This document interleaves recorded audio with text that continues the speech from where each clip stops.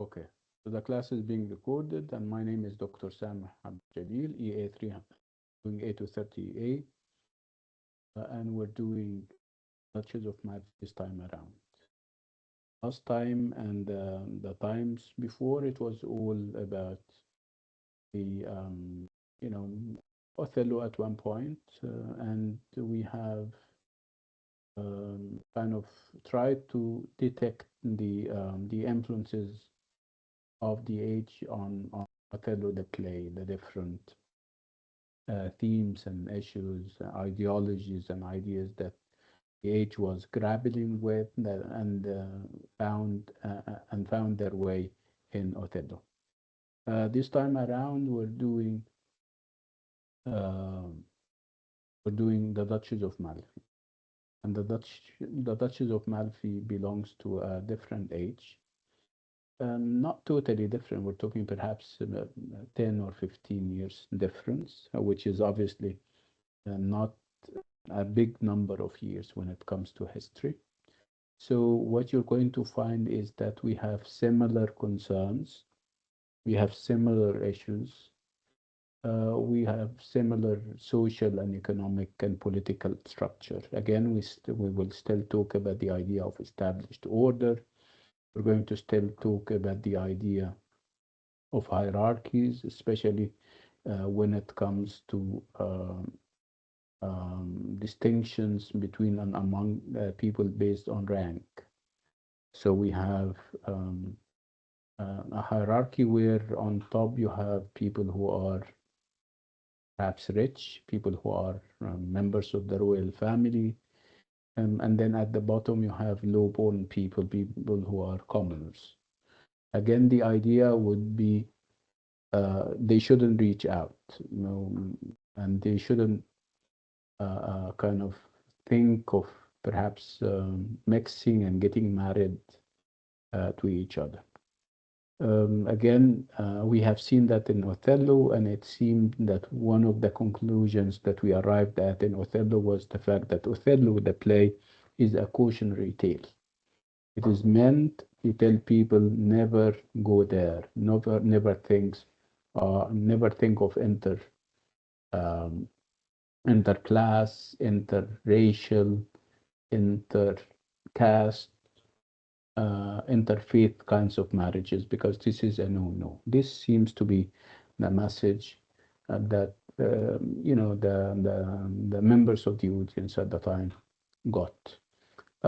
Whether the Duchess of Malfi is another cautionary tale is up for grabs. It remains to be seen, and we need to decide that for ourselves when we have finished reading and discussing the play. So it's the Duchess of Malfi that we're doing this time around. Again, it belongs to the Jacobean times, and the Jacobean times are also named, or ages are named after King James the First, who came after Queen Elizabeth the First. Again, the age is almost similar in terms of the concerns and the issues, ideas, and ideologies. But perhaps the treatment is going to be different.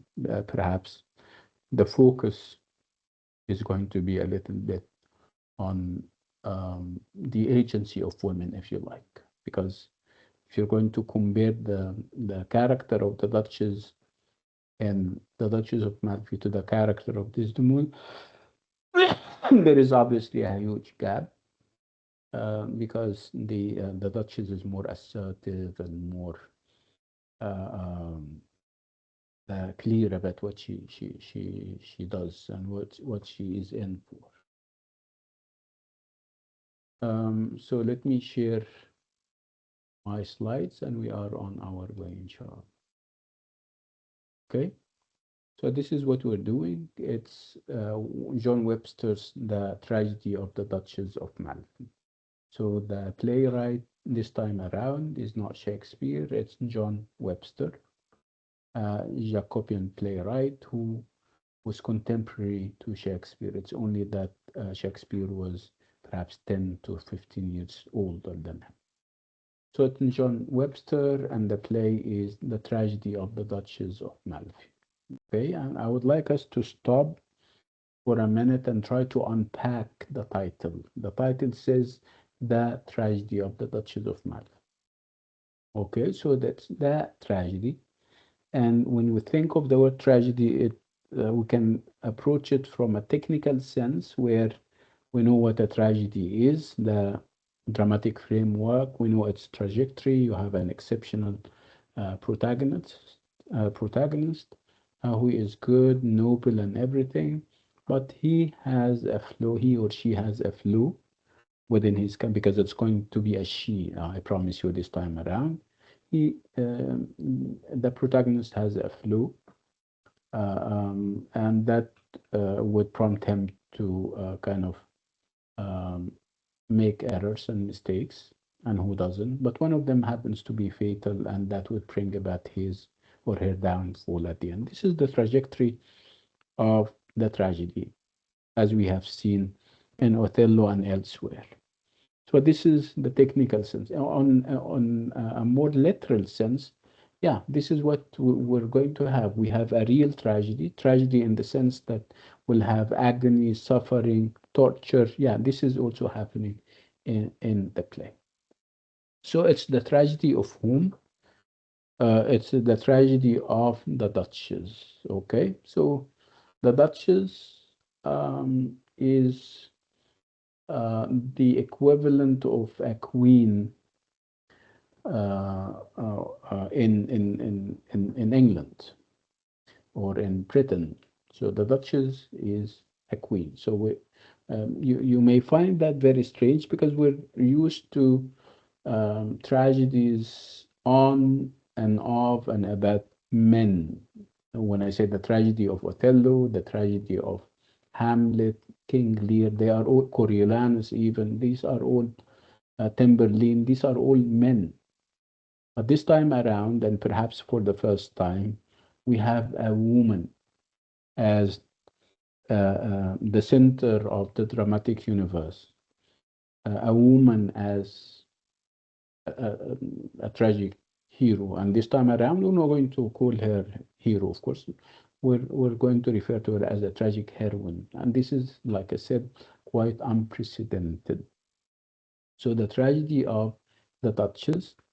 So we're saying Duchess, which means that we're talking about somebody who belongs to uh, high society, obviously. So the level is established right from the very beginning. We're talking about the issues and the problems and the concerns of people in high places, which is typical of the tragedies of the time, of the drama of the time, where they talk about people in high places. They don't address the issues of the commoners like we see in the 20th century and the 21st century.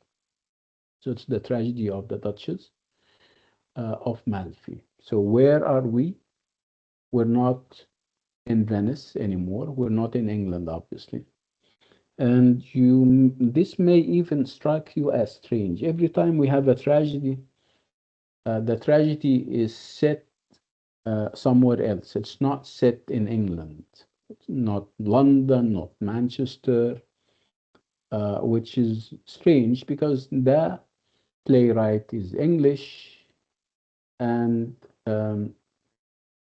I mean, the play is written in English. So you would stop and ask, why Malfi this time, which is obviously in Italy? Why Venice last time, which is also in Italy? Uh, Again, why? Let me ask you, why do you think? So if Shakespeare is English and the play is an English-speaking play written in English, and the audience are English, why? Why do you think the characters are not English? And why do you think that the setting, the time, the place is not English? This time it's Malfi, and the other time it was Venice and Cyprus. Why? Why do you think Shakespeare is doing that? And why do you think Webster is doing that too? Any idea? Yeah, Rahaf. Yeah, this is an impression, but this is not an opinion. What you're giving is good and well, but I'm sure if they have looked, they could have yani found more exotic places in Scotland and Ireland, right? Which were also part of England or whatever those um, isles were called. Um, Perhaps it has to do with censorship because they are going to kind of raise issues. I mean, those plays are going to raise issues that may not be to the liking of the government. The government may not like the idea that they are raising issues about race, about gender, about rank. Perhaps these are sensitive, you know, what? Um, these are serious issues that the government does not want them to talk about. So, and if they insist, they have to kind of protect themselves, and protecting themselves and avoiding the persecution of the government would mean that they set their place in places and in towns and cities and countries other than England, so that when the authorities and come to them and ask why you're talking about this and that, they would simply say, "No, we don't mean you. It doesn't concern you because it's in Italy. It's set in Italy. Can't you see the characters and look and sound Italian? Can't you see?" So this is one reason why those plays are set in Italy, in ancient Rome sometimes, rather than in England and its cities. Okay, so this time around, where are we? We are in Malfi, and Malfi happens to be an Italian dukedom or small city state, and it has a duchess ruling over.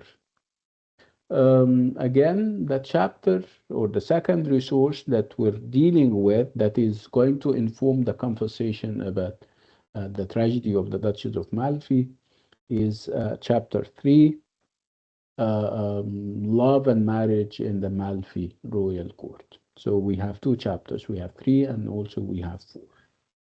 So we're still talk about love and marriage, but this time around it's going to be in a royal court, which is the Malfi Royal Court in Italy. You can, from the title also of the chapter, you can expect that we're talking about uh, um, marriage, love. Of course, it starts with love, and then subsequently you have marriage within the royal court. Again, typical of the plays of the time where the focus is on the upper classes. It never goes down to other classes, whether we're talking about the middle or the lower classes. So you would expect those plays to be about people in high places, their daughters, their women, again, but because it's a tragedy, something happens in the middle where other classes and other races are entangled. And this is perhaps what brings about the complications that we see in such tragedies and plays. Okay, so again, we're talking about John Webster, the writer, who again was contemporary to Shakespeare. It's only that he was 16 years younger. Um, so the Duchess of Malfi is a tragedy, just like Othello, and it has this element of forbidden love and forbidden marriage to it. And I'm asking you from our experience now that we have done Othello, Why would we have, what do you expect to happen? We say that it has this element of forbidden love. Why? Why would love be forbidden from our experience with Othello? Why would be forbidden marriage? Yeah. To make sure we choose the right person. Yeah, because it's forbidden love because obviously it's not a marriage of equals. So when can people equal according to the mindset of people in the Elizabethan age and the Jacobean age, 16th and 17th century? So for people, a man and a woman to be equal, they they have to be what? Same color in Othello, right? Same class, social class, right? Yeah, same race, same social status, same color, right?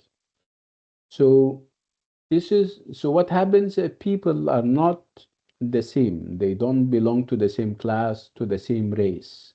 Are we in for trouble or what? Is this a recipe for disaster?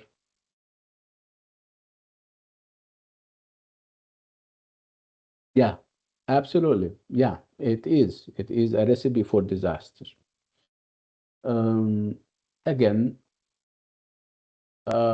in Othello, it was race and color. In the Duchess of Malfi, it's rank that we're having. So the difference is in rank. The Duchess is the Duchess on top of the ladder or on top of the hierarchy. She is a queen. And obviously, she is reaching out to somebody from the lower classes wanting to get married to him. Again, this is wrong according to them, and obviously they are not going to get away with it. That would lead ultimately to the death of the lovers and many others.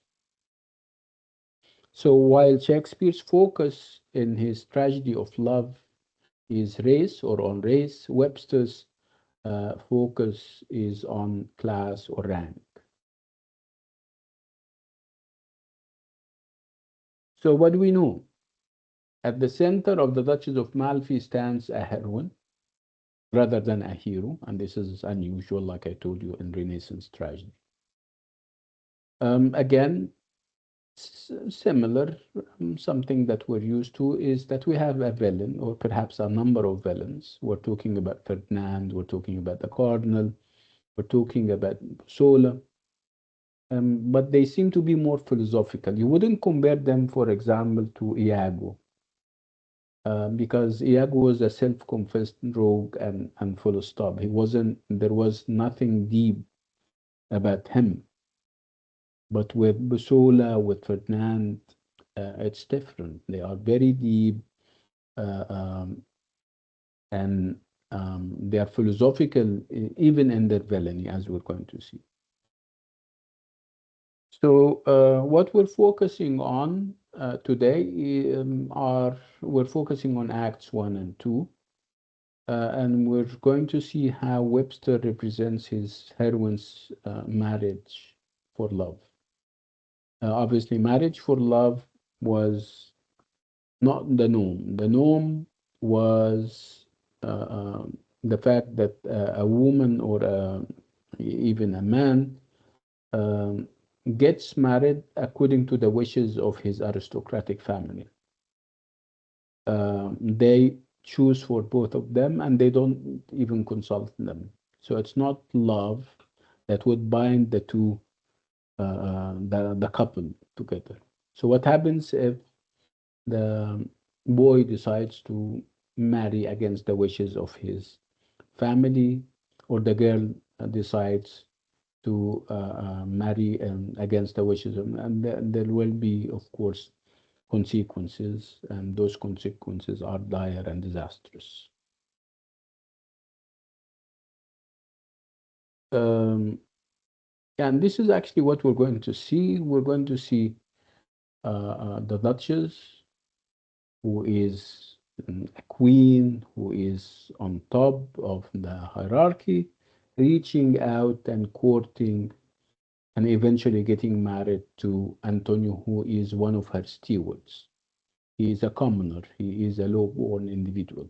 Obviously, this is a no, no, and obviously she's not going to get away with it. Um, what is perhaps striking this time around is that uh, that a commoner like Antonio is giving so much space. Um, he is given space to talk about his diplomatic visits to France, to other countries, and then he gives us his insights uh, about what he has seen there, and it seems, and it gives us the impression that he knows what he is talking about. He's very um diplomatic in whatever he says. He knows how and when and why to use certain words. We're also given a chance to listen to his pronouncements and judgments on other characters, like the brothers of the Duchess and the Duchess herself and Busola. And it seems that all his pronouncements and assessments are all correct. Again, uh, uh, he is given this space, as we're going to see, for a reason, for a dramatic reason. Remember, he is low-born, and remember that at one point the Duchess will reach out to him and um, get married to him. So he is on top because he is. I'm sorry. She's on top because she is Duchess or a queen, and he is in the very bottom because he is low-born. So for the Duchess to go beneath and reach out and get married to him and get married to him, obviously, is bad enough. But perhaps Webster is trying to say, yeah, look at what this guy is doing. He is very wise. He is savvy in politics. He is a good judge of characters. Perhaps she found all of that in him, and perhaps it's we're talking about an age where merit started to matter, where marriage started to count. So it's not about inheritance. It's not about who your father is and who your family is. It's more now about how hardworking you are. And obviously, Antonio is given this space so that he can earn our trust as members of the audience, is given this space so that he can win our hearts and minds, so that when we get to know that the Duchess chose him for a husband, we wouldn't be surprised. Of course, we're going to be a little surprised because he is low-born and she's high-born, but we're going to find excuses for the Duchess. We're going to say, yeah, he this is perhaps the start of meritocracy, where the focus is on your achievements, what you do, not who your father is and who your family is. So again, I'm saying that uh, uh, um, Antonio is given such a big space to prove himself, to perhaps to introduce and present his credentials to us as members of the audience.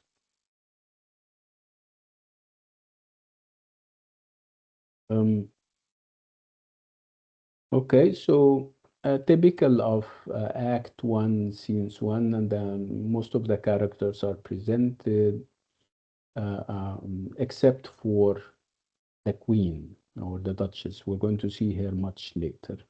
Again, like I said, Antonio is given a big space so that he can impress on us that he will eventually qualify to get married to the queen or the duchess.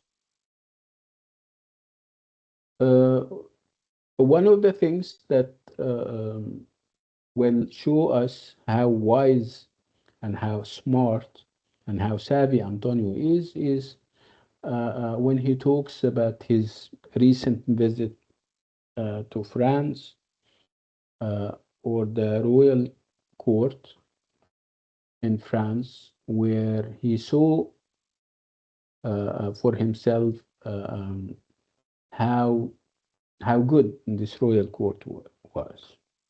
And then when he came and he spoke to his friend Delio, who obviously a steward like him works in the royal court, they started to have this exchange, and Antonio started to talk uh, um, about the French court. And obviously, when he talks about the French court, uh, uh, he is trying to say that this is not happening in our royal court, in the Malfi royal court. Again, we're giving glimpse into his abilities as a diplomat, his abilities as somebody who has insights into what makes an ideal royal court is. So he meets Delio and he starts to talk about the French king and how wise the French king and how he is surrounded by good counselors, not sycophants and flatterers like what is happening in the Malfi court. So Antonio admires the French court for its lack of corruption. He believes that the king, and he talks about the king considering himself, of course, the king, cleansing his court, believing that he is divinely inspired, and in a very uh, um, modest way, believing that what he does is God's work rather than his own.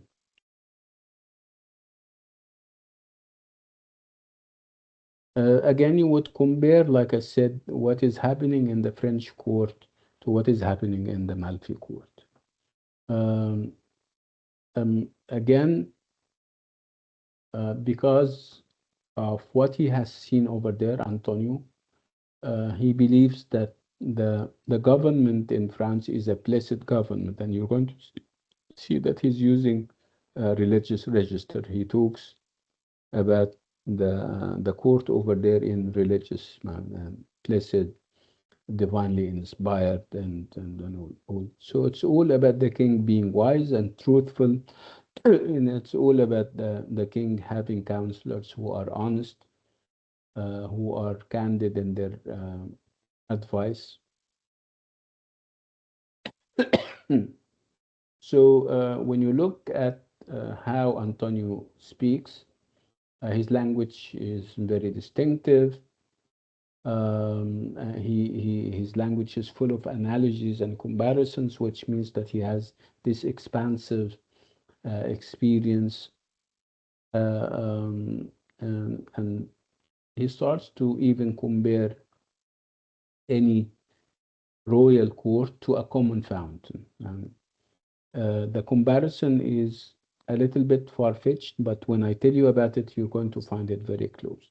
Um, we're talking about, of course, the 17th century where there were no water taps. It's not like now we have bathrooms and all you need to do is to turn on the water tap and you have fresh water and running water, right?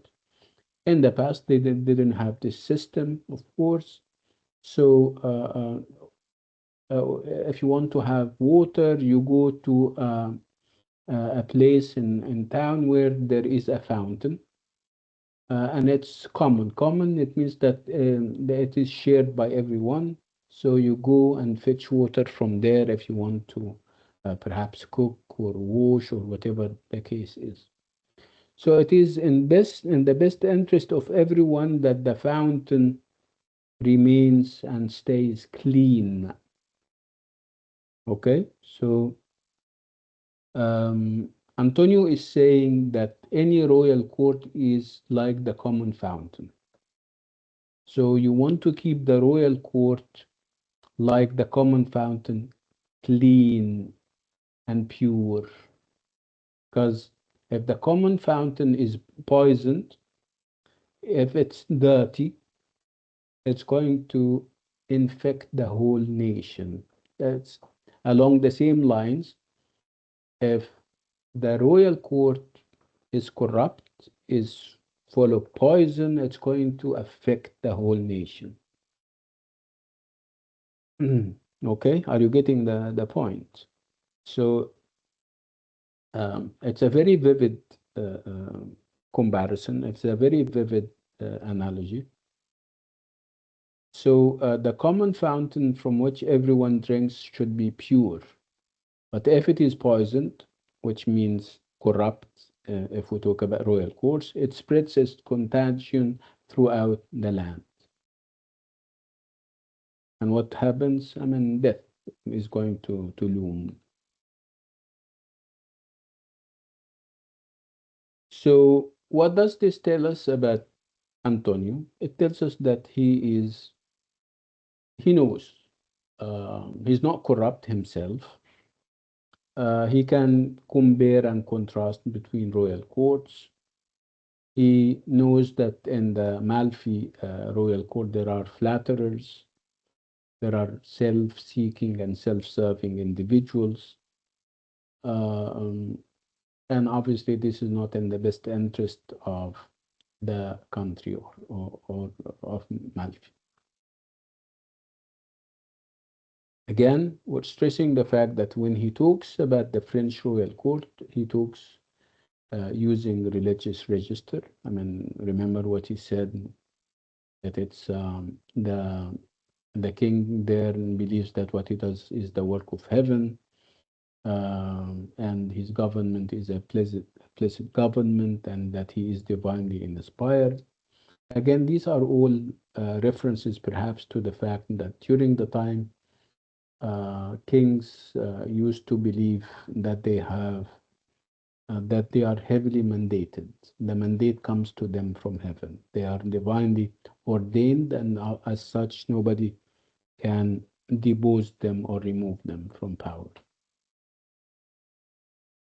Okay, so we have seen enough of Antonio to judge that he is a good person. We don't know yet that over time he is going to go and get married to the Duchess, but our opinion of him is very favorable. We think that he that he is a good person, that he is that he has experience, that he is a good judge of character, and he is a professional diplomat. Um, and then after a while, another character is going to enter the stage, and this character is Bosolo, and is going to be followed by the cardinal. We get to know that the cardinal is the brother of the Duchess, and Bosolo works for him, not full time. And whenever there is some dirty work that he wants to do, the cardinal or his other brother would call for Pusola and tell him, come on. It can be killing somebody or perhaps stealing or whatever the case is. So it seems that Busola is a hired killer as presented, but he is, which would make him a villain, of course. But you're going to discover that Busola is deeper than any our typical villain like Iago. For he is given those moments in the play where he reflects on what happens in the royal court, expressing dissatisfaction with the system of rewards, the fact that he wants people to get promoted because of their merit, not because they flatter the duchess or the king. So Bosola, when he enters, uh, uh, and of course, We got to know from Delio. Delio was saw him, and he told Antonio that this guy, I mean Busola, was in prison for 7 years for killing somebody, um, and um, Delio is saying that the cardinal is involved because he is the one who ordered Busola to kill that guy. Again, this tells us that Busola is bad, is an evil, and in spite of the fact that he is low-born, uh, or perhaps it's through the similarities that he has with Antonio. Antonio can become even bigger in our eyes because Busola was like Antonio. The fact that the two of them are low-born, but look at Antonio and how wise and how good he is, and look at Busola, who is reduced to a mere hired killer. Again, if anything, it tells, I mean, what we now know about Busola as being a killer would also tell us a great deal about what is happening in the Malfi court. We get to know that it is a court that is replete with corruption and inside dealings and everything in between.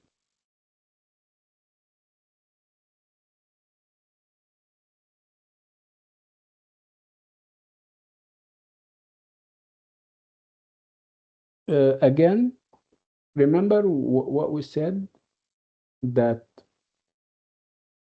uh, the play is set in Malfi rather than in England because of these issues. It seems that Webster was indirectly hinting at what was happening in the royal court of King James I, the English king. So, of course, he couldn't have said that. He couldn't have said that there is corruption in the court, that there were selling of offices, bribery. He could have been imprisoned for that. That's why we're having the play set in in Malfi. That's why we're having the Malfi court rather than the English royal court. So, what do we know about King James's court? It was infamous for its profligacy, which means overspending and corruption. And the king used to shower his favorites with money, offices, and privileges. Um, Again, Webster wouldn't have said that. He couldn't. He could have been killed for it. That's why we have the Malfi Royal Court. Royal Court.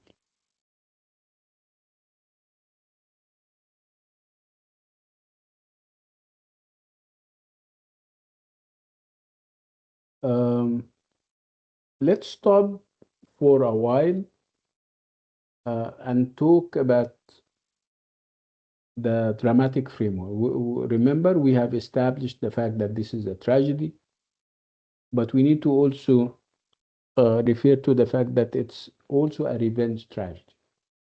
And when we talk about revenge tragedy, we talk, of course, about blood and killing and murder and everything.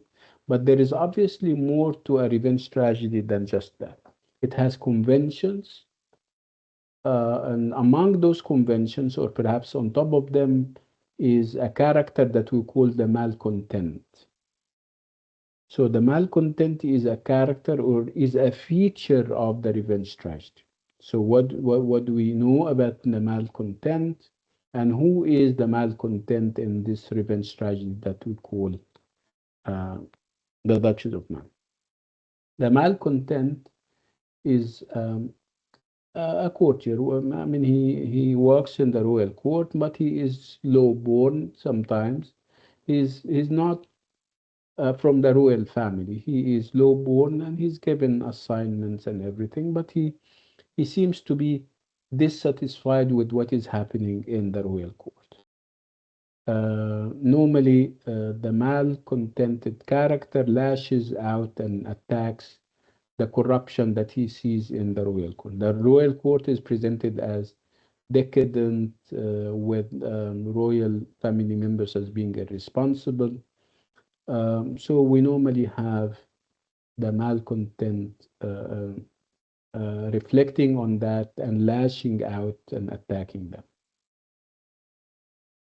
So the deficiencies of the status quo create a logical space for the character, kind of character, the malcontent, who is a character consumed with disgust at the corruption and stupidity of courtly society, and who vents his spleen by railing against it.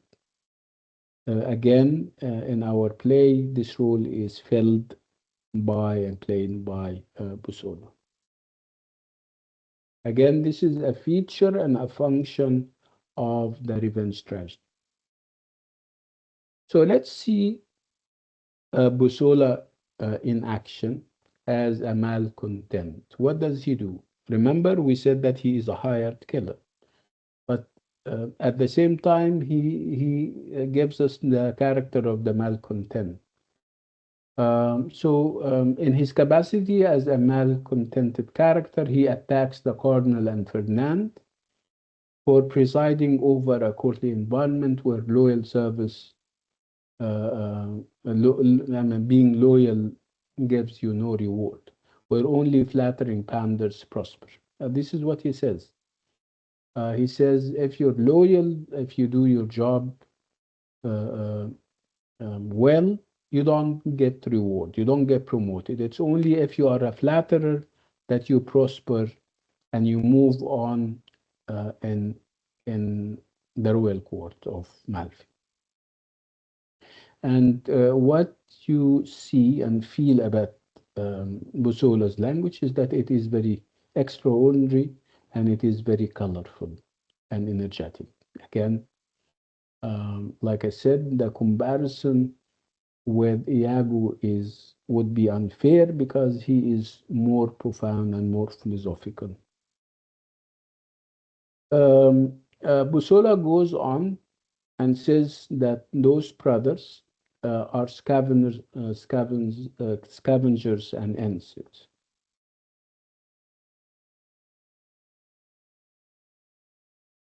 So let's compare them. Let's compare Antonio and Busola and see um, why would the Duchess choose Antonio over Busola? Because the two of them are uh, um, low born, but it seems that they are educated.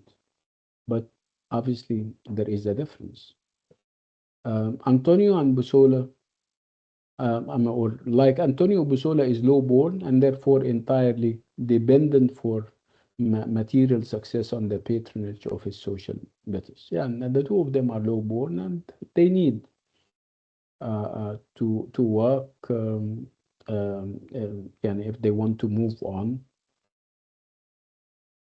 His role does contribute significantly to an important aspect of the play.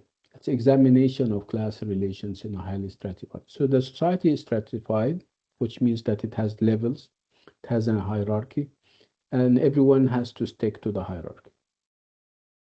Um, According to Busola, yeah, there is hierarchy, but obviously there is a leeway and there are loopholes to this hierarchy where flatterers can sneak and they can make their way up. Um, and perhaps this is what happened. Antonio, no, Antonio was, I mean, he got what he got because of his hard work. So again, Busola is given the space and the opportunity to tell us about the system at the time, especially in Malfi. Um, Again, in the comparison between Busola and Antonio, Antonio is given the opportunity to tell us what he thinks of Busola. And when we read what Antonio says about Busola and then see Busola doing things, we will come back to what Antonio said and say, yeah, yes, he is correct. He is a good judge of characters, which would add to his qualifications. Okay, remember that we said that he is eventually getting married to the Duchess, so he needs to have qualification. And one of the qualifications would be that he is a good judge of character. He knew Busola for who he really is. He knows that whatever he does is not motivated by piety, by love for the country. No, no. He says that if Busola was given the opportunity, he would do what he is attacking other people for. And this is what Antonio is saying about Busola. Yet I observe his railing, his attacks. I observe um, Busola's attacks against other people and everything. His railing is not simple love of power. He says that he doesn't do this out of being pious and being religious and God fearing. No, he doesn't do the attacks that he is mounting against people is not or are not driven by his God fearing nature. He rails at those things which he wants. He says that he wants to be those things. He wants to be those people who possess these things. But uh, he if he is attacking people who are lecturers, he can be one of them. But he's not given the opportunity. Covetous, proud, bloody, he envious, he can be any of that. But because he cannot be any of that, he is attacking them. But if he was in his position, he would be fine, and he wouldn't say anything. He is trying to say that Busola is a Machiavellian character. Is a Machiavellian in the sense that he knows that the end justifies the means. He is ready to go to anything and do anything in order to achieve his ambition, and even if it's at the expense of other people, even at the expense of killing other people. So, as you can see, it is true that this passage tells us about Busola, but it tells us much and as well about Antonio and how insightful and uh, uh, how he sees through people. So, what do we know about Busola? We know that this guy, it seems, is kind of torn between an acute awareness of the social and moral deficiencies of the patronage system and a longing for social advancement that binds him to it. So he is torn. He has this conflict. Um, he he is aware that there are issues and problems, moral and otherwise, but he wants also to be better, to get better, and to move on to and to advance. See, so Busola may despise the yes men who thrive in the courtly milieu, but at the same time he wants to share in the material prosperity they enjoy. Yeah, he is attacking them, but he can be one of them. So he is disgruntled. He is a disgruntled servant like Iago, but like we said, he is even more philosophical and deeper and more profound.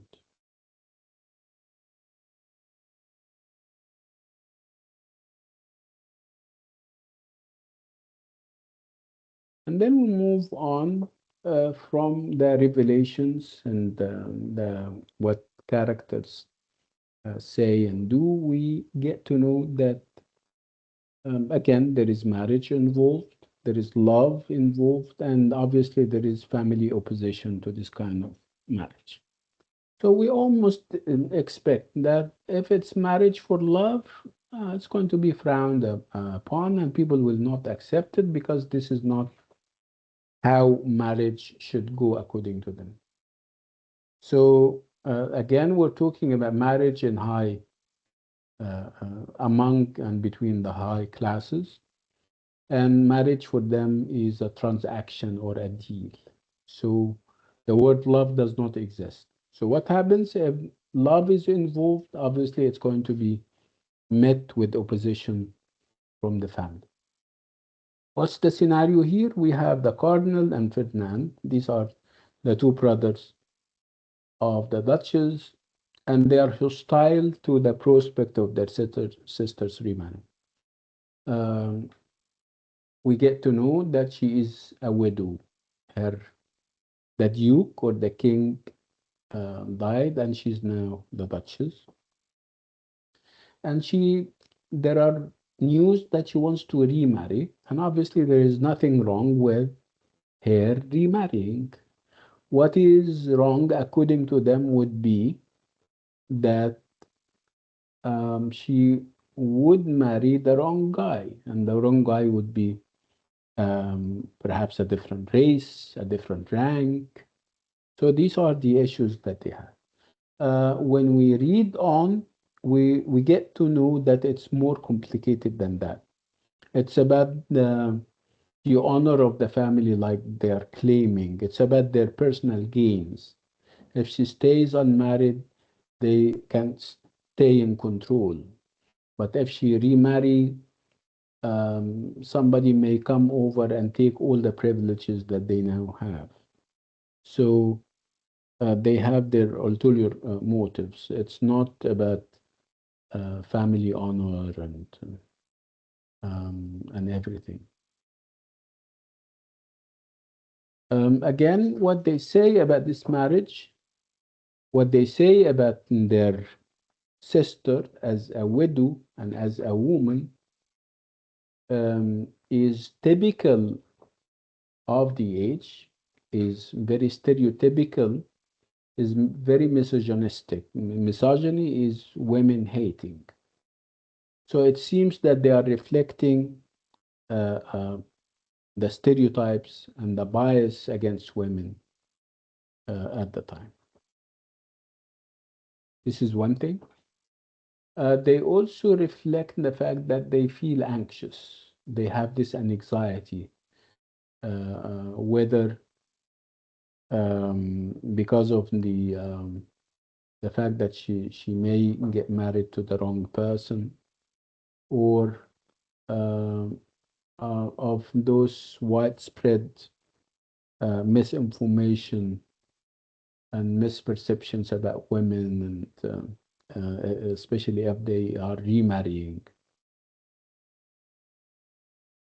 In one of the uh, instances, we have the cardinal telling the Duchess, his sister, that widows' vows never to remarry commonly last no longer than the turning of an hourglass. He tells her, you're telling us that you're not going to get married, but I'm telling you that as a widow, you never keep your promises.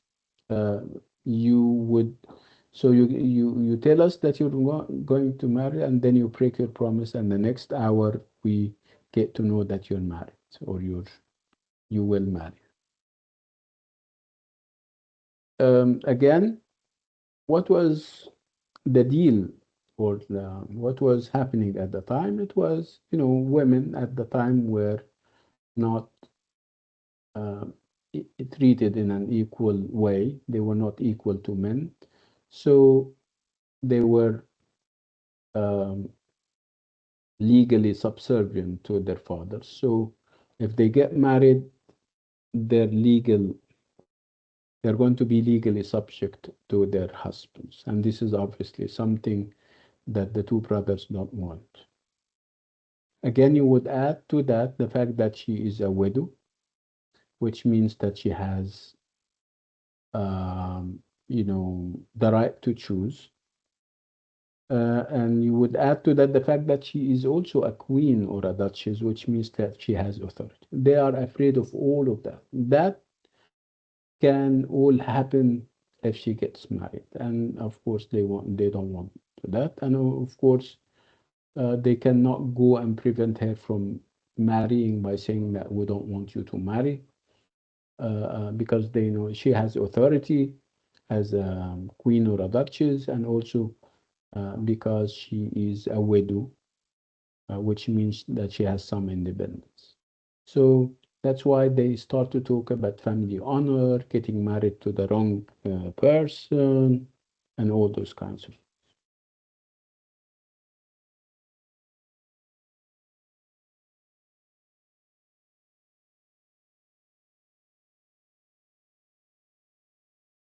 So both brothers, it seems, are concerned about family honor, but what precisely would make a second marriage dishonorable? Yeah, if you're talking about family honor, what's wrong with her getting married? And obviously, marriage is not a bad thing.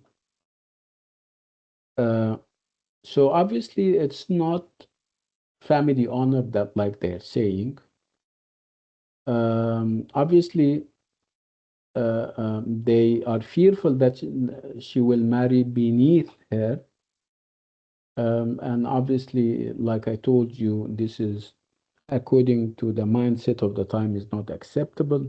And again, they are fearful of the fact that all their privileges would be the kind of withdrawn from them. So obviously, it's not only the cardinal who's talking about it. It's of course Ferdinand, and Ferdinand is even harsher when it comes to describing what is happening with her. He tells her that you are a widow, you know already what man is, and therefore let not youth, high promotion, eloquence, uh, um, not anything without the addition, honor, sway your high blood, no, nor anything. I mean, they are obviously agreed. I mean, Fernand and the cardinal. So Fernand starts something, and the cardinal completes.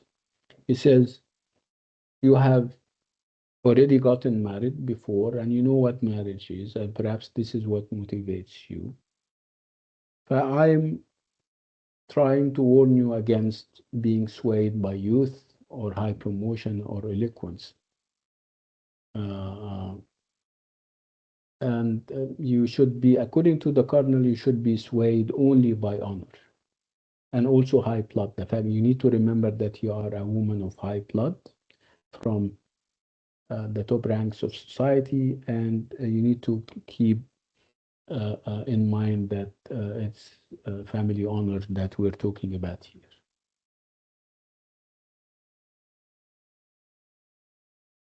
So again, that if anything, when they talk about high blood, it's perhaps a hint or an indication that they have this class insecurity issue, the fact that they don't feel secure.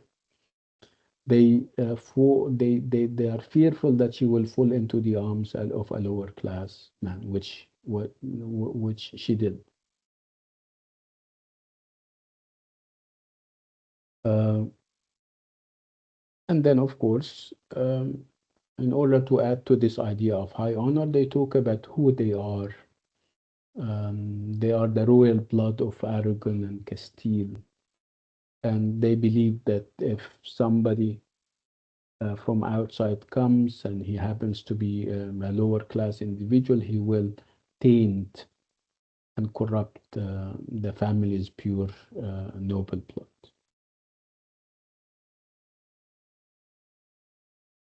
So what we're having here is class boundaries. And this is something that the brothers are fearing. They fear that there is going to be some kind of uh, uh, crossing those class boundaries. Again, this is also a concern that they have because of an emerging phenomenon, the fact that a new class has arisen, which was the middle class. People who have money, they work very hard, they're professional, and they sometimes reach out to the high class for marriage and for love. But this was uh, um, the Cardinal and Ferdinand's worst fears as members and as representatives of the high classes. Again, the play also hints at this idea. Of course, it wasn't complete yet, but this idea of social mobility, the fact that um, a new system is shaping, is looming, which is the idea of meritocracy. Merit. You you get a job, or you perhaps propose to a woman, uh, um, and your credentials and qualifications are not that you are from this or that family. Your credentials are that you work very hard, that you have a good job and you earned it, and that you care for the one that you want to marry. So it's a marriage that is based on merit. And this is perhaps what the Duchess saw uh, uh, in Antonio. She could have married to somebody from within her ranks, a prince from her country or perhaps from another country. But she chose Antonio because perhaps Webster is trying to make a statement that things that the the sands of time are shifting from under the aristocratic people. Um, their aristocratic order is in a state of crisis, threatened by men like Antonio, who is an able administrator, who could earn and win the heart and the mind of the high-born duchess.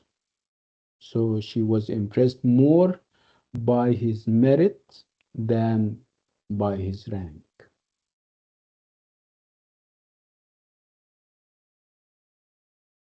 Again, we said that what the brothers are saying about the Duchess and she remarrying and all those ideas have to do with what was widespread about women, and obviously falsely, and these were all misogynistic ideas about women.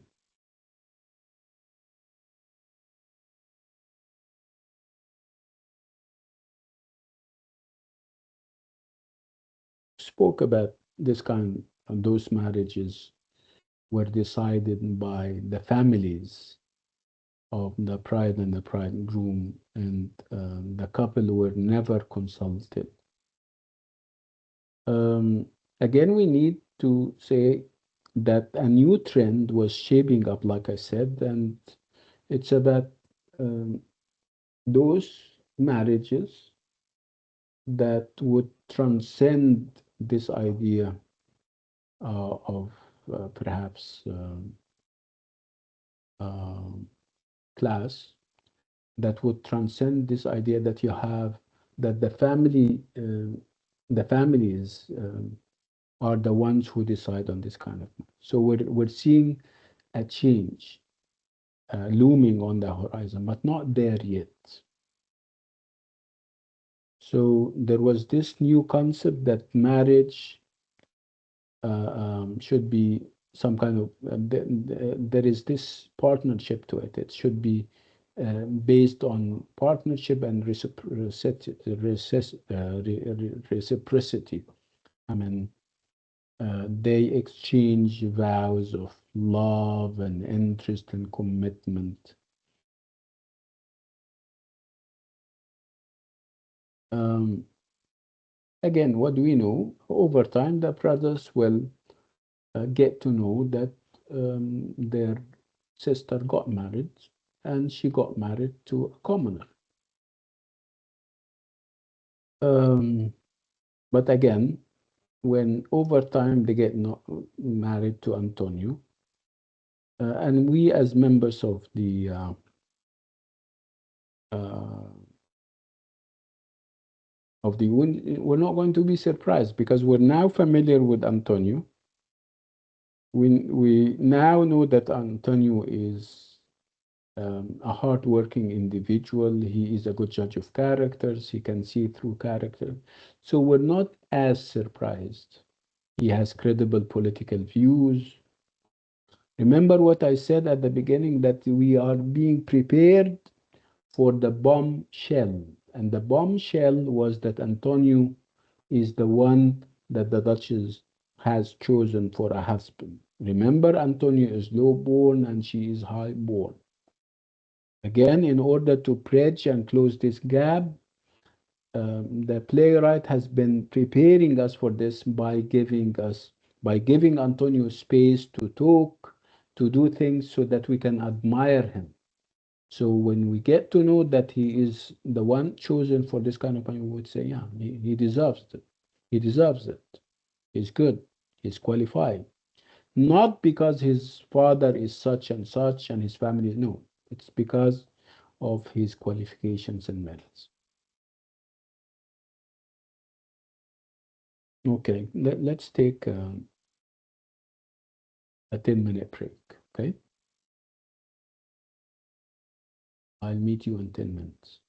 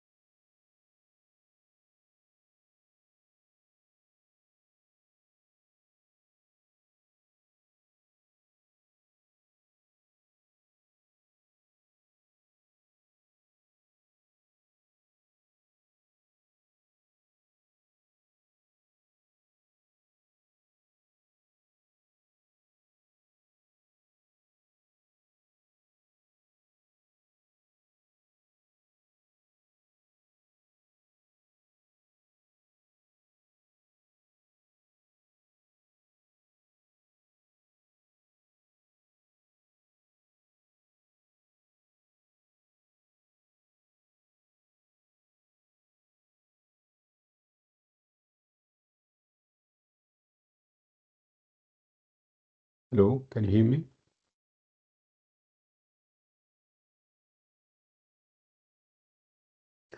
Hello, hello. Can you? Yes, yes, yes, Yeah, clear? yes, clear. Okay, good. So where did we stop? It's all about the Duchess of Malfi. It's all about the character of Antonio, and we're building a very huge profile for him. Obviously, in order to prove that eventually he deserves or he is worthy of the choice that the Duchess made, having him as a husband. Okay, so we're talking about two systems now, a system of inheritance who would give people everything if they are from of high blood, high ranking, from a top class, and a system that is based on the idea of merit. You can be low born, but if you work hard, you can make your way up the social ladder and you become better. You can be rich. You can get married to the one that you choose, whether she is low or high born.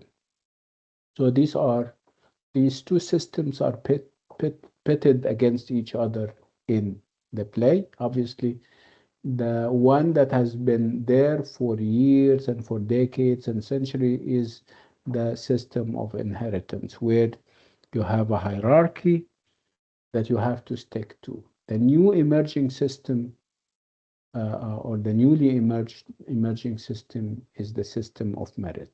It's not there yet, and it's not very successful. And we have an example, the example of Othello. Remember, it didn't work for Othello and Desdemona, in spite of the fact that Othello is hardworking, is he has achievements, but I mean society wouldn't approve of this inter racial kind of marriage, if you still remember. This is going to be, more or less the same, given what we know at the end. Again, perhaps this is another cautionary tale. Never go there. Never think of marrying beneath or above your rank or class, for that matter, which is sad.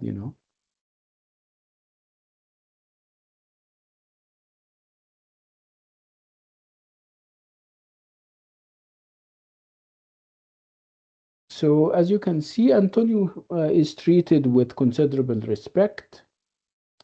And not only is he allowed to enlighten the spectators as to the natures of the play's main characters, his merit is emphasized even more when he is announced as the winner of Joust, some kind of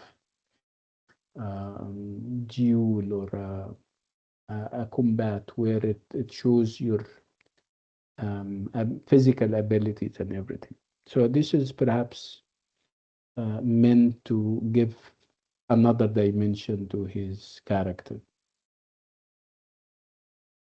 So obviously, by presenting him, by investing so much in the character of Antonio, giving him the authority, the moral authority, the physical authority, Webster is presenting a direct challenge to the elitism and caste pride represented by the Duchess brothers.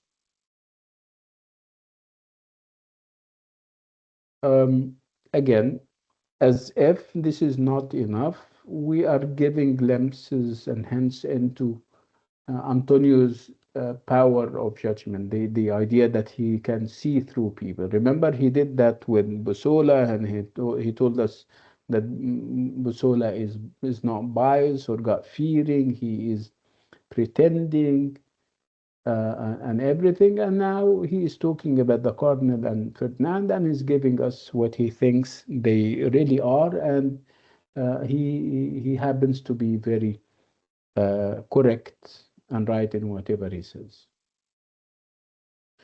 Um, when he talks about the Cardinal, he says that. Yeah, the colonel may come across as a brave fellow. This is what he pretends to be. This is in company when everybody's around. But underneath, he is a melancholy churchman. He is sad and morbid, and he is ready to do anything. If you differ with him, if you are in disagreement with you, you can be his enemy, and he is also easy on bribes. He can be bribed, and he can bribe other people. Again, this happens to be true of the colonel. He is just like Antonio is describing.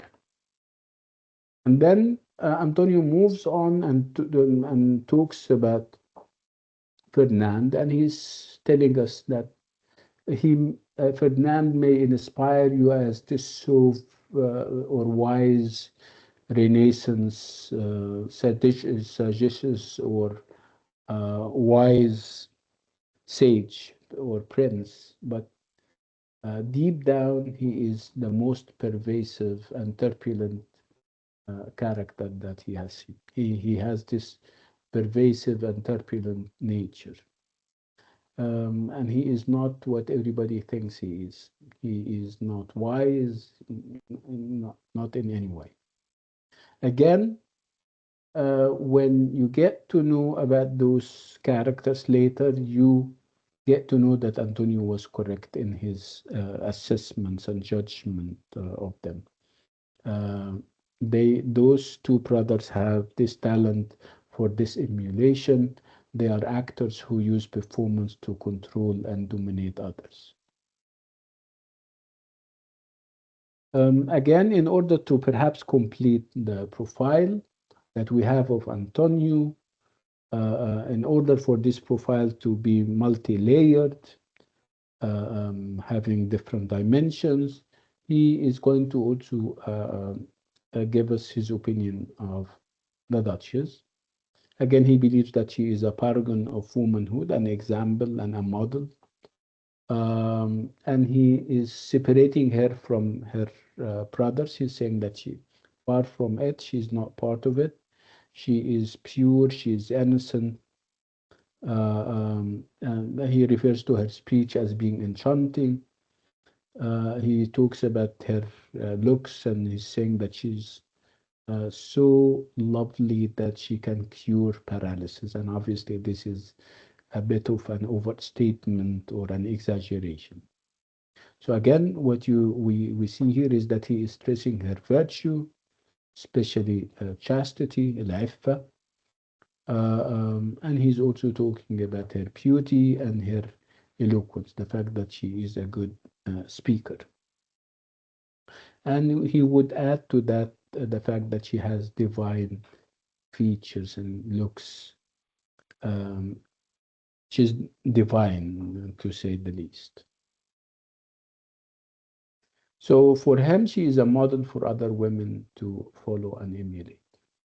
Again, you can feel that it's he is very exaggerate. I mean, he's very hyperbolic in what he says. There is a sense of exaggeration, but perhaps this is a sign of the time. There was um, the poetry that we call love poetry, and it was very popular at the time. And it has this bit of exaggeration to it.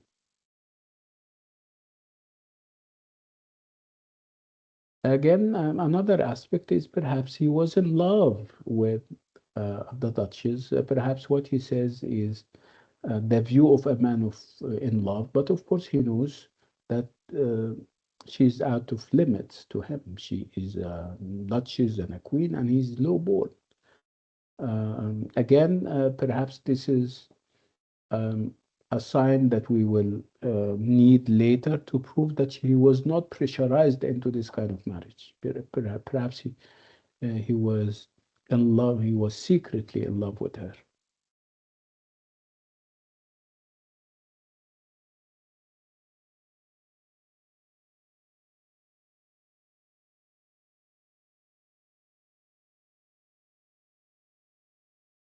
Uh, Again, if we talk about the Duchess, for all the love and the admiration that we have for the Duchess, she still is violating norms of femininity in the final episode of Act One, when she is more assertive in this kind of marriage. She is the one who proposes. She is even bold. Obviously, she's bolder, or even bolder than Desdemona, who only hands to Othello that she would welcome this courtship.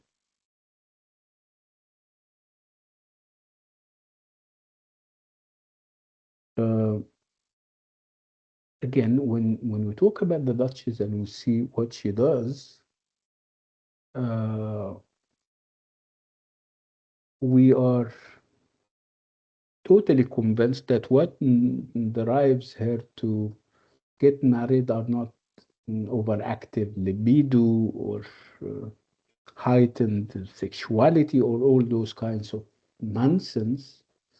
What derives here is that, yeah, when she says that that's my right. I'm young.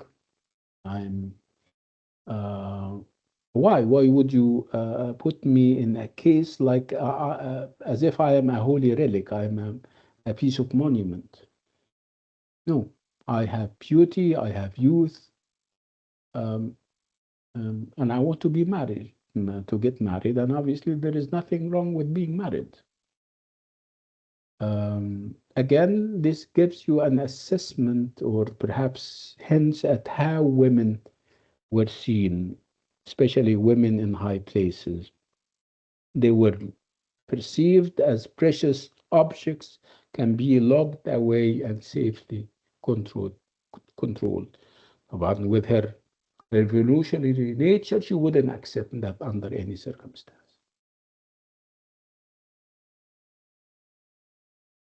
So what she did is that she's obviously, she believes that she's human in flesh and blood, and she believes that she shouldn't succumb to what other other people, men are dictating. And she doesn't believe, and she and other women and any people who are fair enough, they would try their hard to defy the patriarchal mindset, which is predisposed to see women in terms of the binary opposition of angel or whore. Uh, Again, this is all about how defined, how courageous the Duchess is. We'll need that. We'll need this very strong profile for the Duchess in order to build again our estimation of her as one of a kind. Nobody does what she did, obviously. Again, we're talking about how she is also reversing gender roles. There is a gender confusion here where she is taking the initiative in everything. Antonio is there in the background. He doesn't do anything. He's helpless. He only accepts. In one of the situations, she would declare her love by saying, Go brag, you have left me heartless. Mine is in your bosom. Very well said. Again, you wouldn't expect a woman to go and declare her love and what she feels for a man. You would expect the gentleman to come over and share that with the lady. Again, this is a true reversal of gender roles.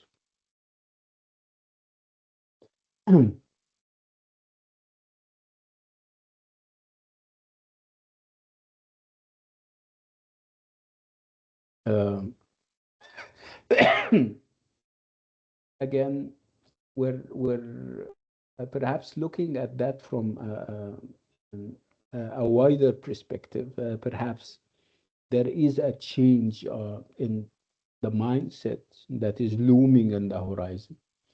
perhaps initiated and instigated by lots of the reforms, whether they were religious or social. I mean, one of them would be Protestantism and what it came to kind of establish the idea of empowerment, empowering the layman, and perhaps empowering women, building relations based on merit and equal opportunity. You never know.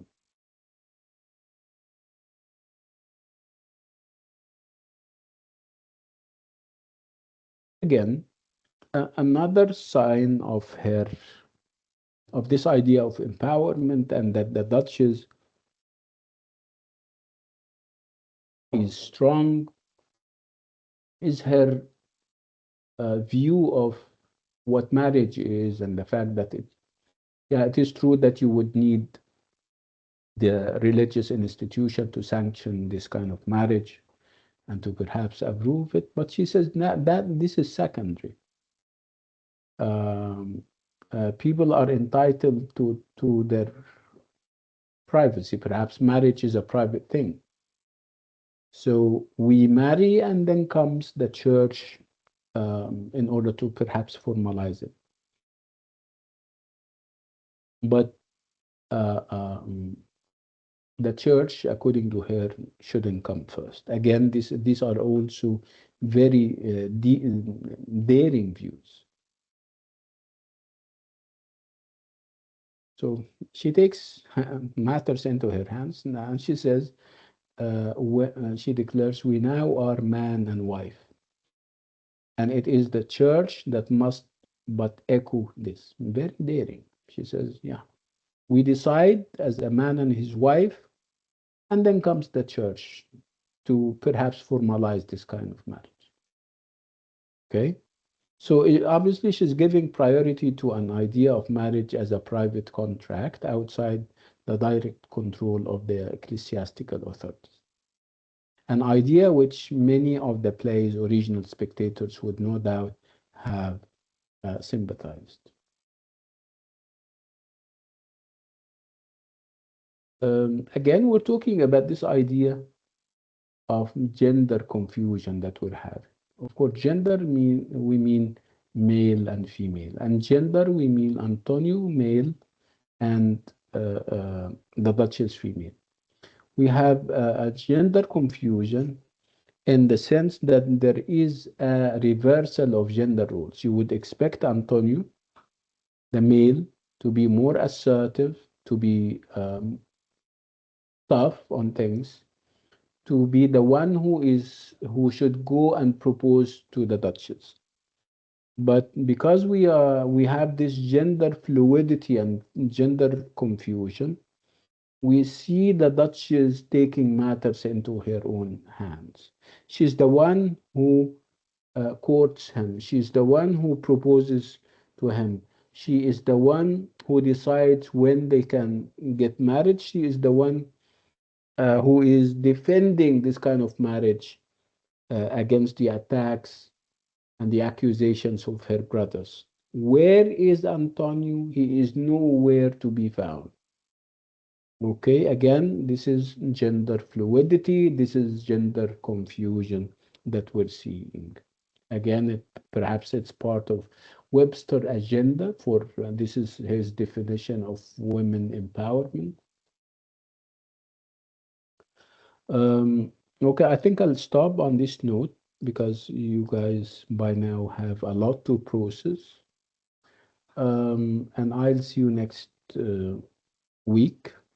And Rahaf, I would like you to take my mobile number and add me to the group. Because every time I do that, I forget. So this is,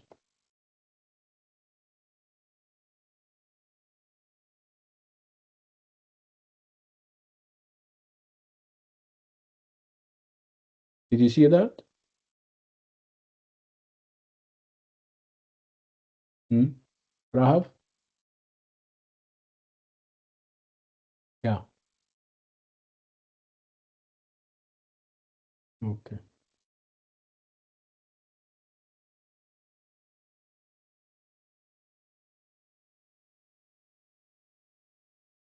So we have time for questions if you guys have any.